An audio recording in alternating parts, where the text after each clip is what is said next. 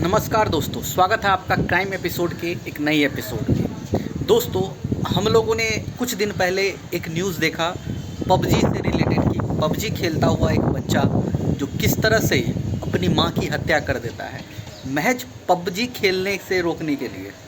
दोस्तों, आज मैं आपको इसकी पूरी सच्चाई बताने वाला हूं कि क्या वाकई उस लड़के ने 16 साल के लड़के ने क्या वाकई अपनी मां को मार डाला बस पबजी खेलने के लिए, या फिर इसके पीछे और कोई है। दोस्तों, अभी जब पुलिस ने उस लड़के को अरेस्ट किया, 2 दिन तक लगातार अपनी मां को शव को सामने में रख करके वो पबजी खेलता रहा। अपनी छोटी बहन को एक दूसरे कमरे में बंद कर दिया, डरा धमका करके। उसके बाद अपनी पिता की लाइसेंस वाली बंदूक से उसने जब ये घटना को अंजाम दिया। मैं बता दूं, उसका पिता जो है फ़ौजी में है, जिस वजह से घर में बंदूक रहते थे, लाइसेंसी बंदूक, और इसका फ़ायदा उठा करके उसने ये घटना को अंजाम दिया।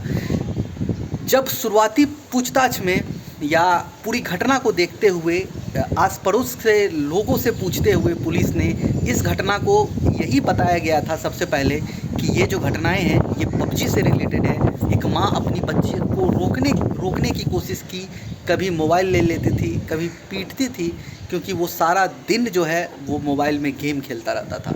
इस वजह से बच्चे की जो कह सकते हैं कि उसे लगता था कि उसकी माँ उससे प्यार नहीं करती, या फिर कह सकते हैं उसकी माँ उसे फिक्र नहीं करती।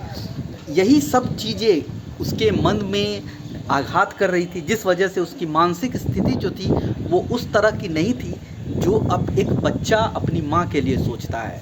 इस वजह से उसने बंदूक उठाई और अपने माँ को मौत के घाट उतार दिया। ये तो रही शुरुआती जब पूछताछ हुई उस समय का ये दृश्य नज़र आ रहा था, लेकिन उसके बाद जब पुलिस उससे कड़े शब्दों में पूछताछ की तो वो एक एक करके सारे राज खोलता गया। राज इस तरह का था कि अपनी माँ को नहीं पसंद कर रहा था वो, बस एक कारण नहीं था, और भी कारण था। दूसरा मुख्य कारण था तीसरा व्यक्ति। जी हाँ, एक तीसरा व्यक्ति जब उसके पिता के एब्सेंस में आता था तब उसे वो पसंद नहीं आता था। लेकिन अभी तक ये नहीं पता चल पाया है कि ये तीसरा व्यक्ति भी क्या इस केस में जुड़ा हुआ है, क्या इसकी वजह से बेटे ने क्या अपनी माँ को मारा, या फिर उस तीसरा व्यक्ति ने ही ये सारी घटनाएं को अंजाम दिया। ये अभी तक साफ नहीं हो पाया है। हालांकि पुलिस ये भी समझ रही है कि हो सकता है कि वो बच्चा खुद को बचाने के लिए इस तरह की हरकत कर रहा है या बता रहा है, लेकिन अगर इसमें थोड़ी सी भी सच्चाई हुई, इसी वजह से पुलिस इस एंगल को भी देख रही है कि क्यों ना इस एंगल को भी तराशा जाए, इस एंगल की गहराई तक जाया जाए, ताकि ये बात पूरी तरह से साफ़ हो जाए कि जो बच्चा बता रहा है ये सच है या झूठ है।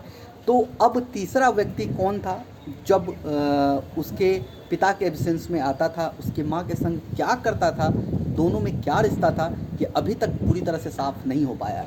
लेकिन ये जांच जो है वो जारी है। जैसे ही इसके ऊपर और कोई भी अपडेट आती है वैसे ही आपको अपडेट हमारा चैनल सबसे पहले देगा। तो चैनल को ज़रूर सब्सक्राइब करके रखें, नोटिफिकेशन की घंटी बजा करके रखें, ताकि आने वाला वीडियो सबसे पहले आप लोगों तक पहुंच सके। तो दोस्तों, फ़िलहाल अभी के लिए इतना ही इस पबजी लखनऊ केस में। अब देखते हैं आगे क्या कोई नया राज खुलता है या फिर नहीं। तो दोस्तों, फ़िलहाल अभी के लिए इतना ही। मिलते हैं एक नई वीडियो में एक नई अपडेट के साथ। तब तक के लिए आप खुश रहिए, सुरक्षित रहिए। जय हिंद।